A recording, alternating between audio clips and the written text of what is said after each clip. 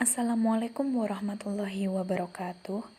Di sini kami akan membawakan materi hasil diskusi kelompok kami, yaitu tentang penulisan bad news.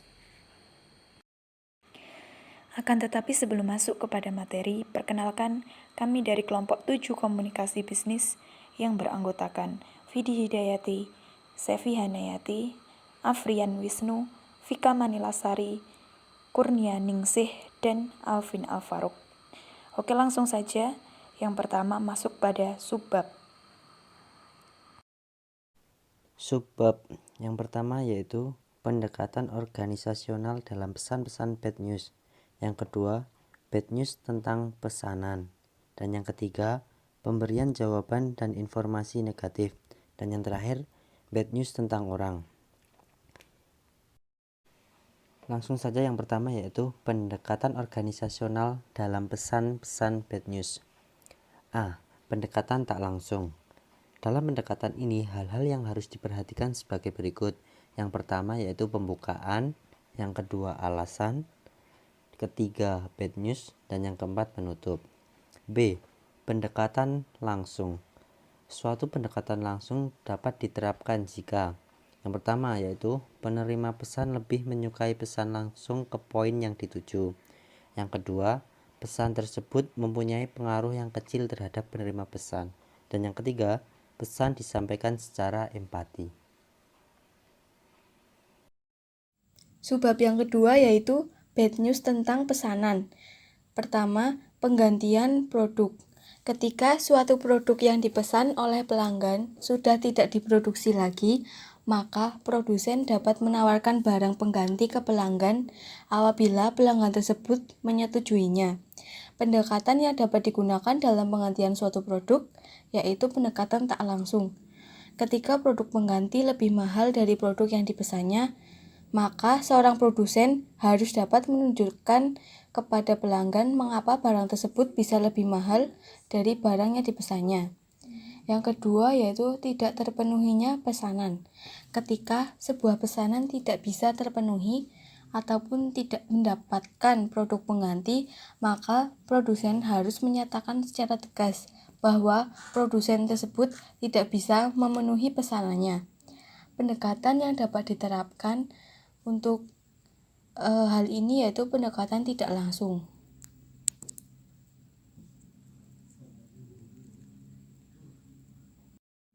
Subbab yang selanjutnya yaitu pemberian jawaban dan informasi negatif. Yang pertama, penolakan kerjasama. Dalam suatu bisnis, menjalankan kerjasama dengan pelaku bisnis lainnya merupakan hal yang seharusnya dilakukan, bertujuan untuk meningkatkan jaringan pemasaran di suatu perusahaan.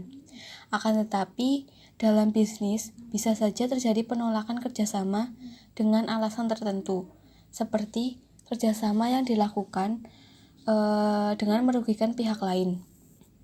Yang kedua, penolakan aduan atau klaim. Ketika melakukan penolakan suatu aduan atau klaim yang diajukan oleh pelanggan, sebaiknya perusahaan menggunakan bahasa yang baik dan benar, dan menghindari penggunaan bahasa yang mempunyai dampak buruk bagi pelanggan. Selanjutnya yaitu slide yang terakhir, bad news tentang orang. Ada yang pertama yaitu penolakan menulis surat rekomendasi. Hal yang perlu diperhatikan dalam penulisan penolakan surat rekomendasi adalah mengemukakan alasan tentang penolakan tersebut dengan ringkas dan jelas.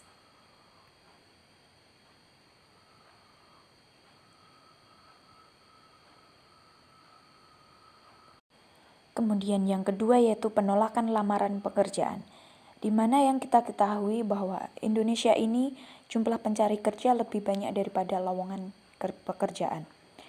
Untuk memberikan jawaban surat lamaran kerja yang memenuhi syarat dapat menggunakan pendekatan langsung.